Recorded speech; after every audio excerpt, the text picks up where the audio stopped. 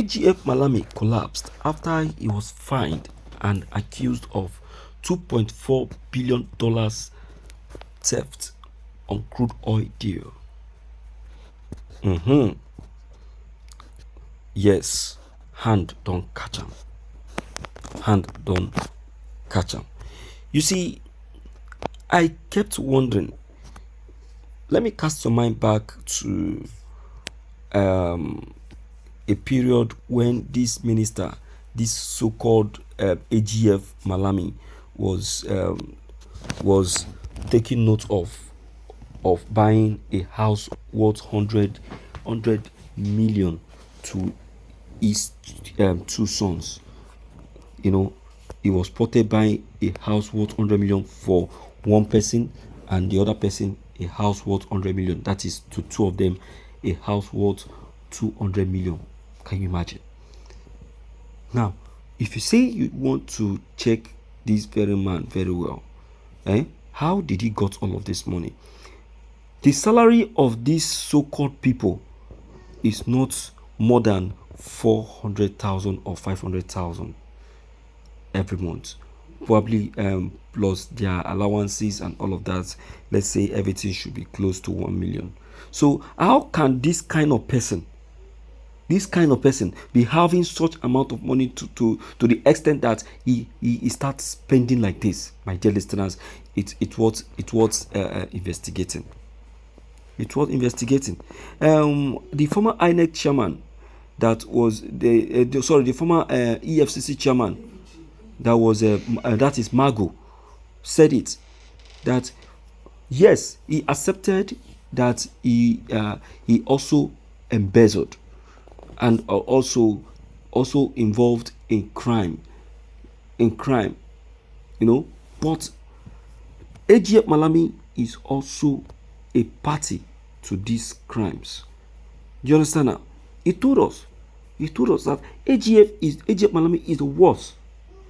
Is the worst. So what are we arguing? What are we saying? Let us help the matter. Let's check the content, my dear listeners. This is morning news. Oil revenue. Reps threatens to arrest Malami. Say AGF frustrating probe. House of Representatives ad hoc committee investigating the sale of 48 million barrels of crude oil amounting to over 2.4 billion and crude oil exports to China from 2014 to date has said that it has uncovered payments of 200 million alleged made as consultancy fees in whistleblower recoveries by the Attorney General of the Federation, AGF Abubakar Malami, within statutory approvals. Chairman of the committee, Honorable Mark Bila, who made the disclosure at the resumed public hearing, also said that Malami and the Minister of Finance, Mrs. Zainab Ahmed, have not been cooperating with the committee in terms of appearing to answer to issues arising from the crude sales despite letter of invitation sent to them. He said, "We have not been getting any form of cooperation from the Ministry of Finance and Attorney General's office regarding this investigation despite a series of correspondence sent to them on this matter that we are investigating. We have seen documentations from the Accountant General Office where the Minister of Finance approved the payment of a substantially significant amount of money to so-called whistleblowers, where details of monies recovered were not provided.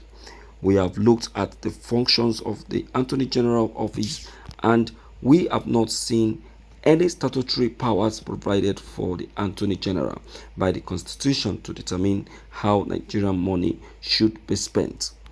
There was an incident about a whistleblower who made a formal report to Nigerian Financial Intelligence Unit (NFIU) about $200 million paid into two companies' account, Biz Plus and GSCL, allegedly for consultancy services, which allegedly were approved. They said by the Attorney General's office on the approval of Mr. President. These are very weighty allegations, and as a responsible house, We owe everybody fair hearing and a benefit of doubt, and this is what we have been seeking to accord those who have been mentioned in these allegations.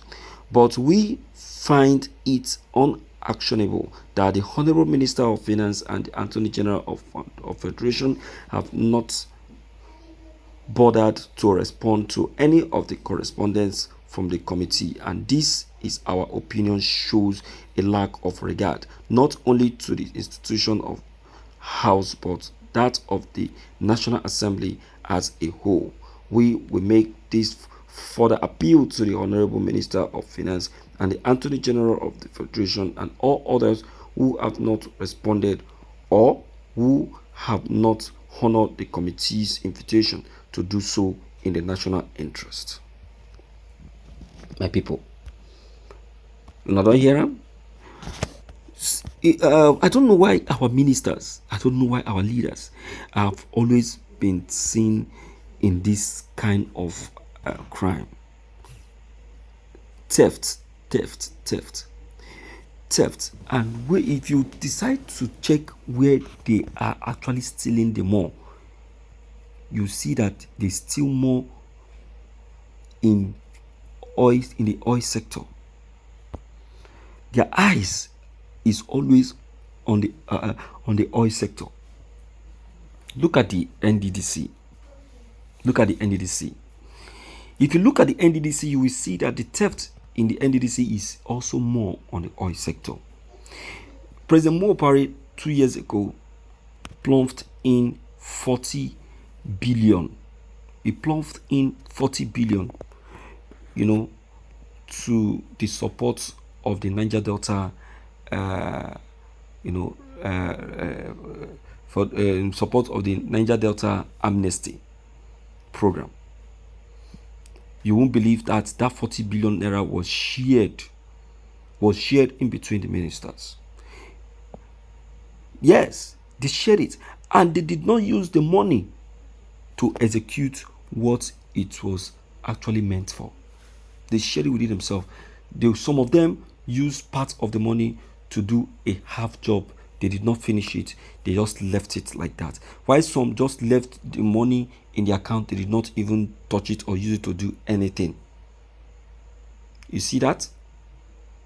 They just left the money. They embezzled the money, waiting for that administration to come and go so that they will now, quietly live with the money without using it for what it's meant for. You hope you're now seeing how these people are doing, what these people are doing. And Mr. President Muhammadu Buhari, who actually made this mistake, only realized this at the late hour.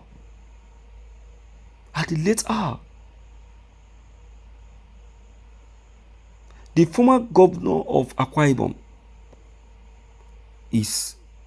is also guilty of what I'm trying to say right now. He's guilty to the extent that he threatened the life of the managing director of the NDDC then, who a woman. I will remember the name later. So I'm just trying to let you to know how these people are, go about stealing from government purse to make themselves rich. My people, story don't really tire. I beg, make we hear from una, make we know wetin una own opinion on this very matter. Please, if you know you are new on this very statement, on this very call, don't forget to leave down below the comment section. Click on the subscription buttons as well as the bell buttons to get updated each time we upload any new videos. Thank you.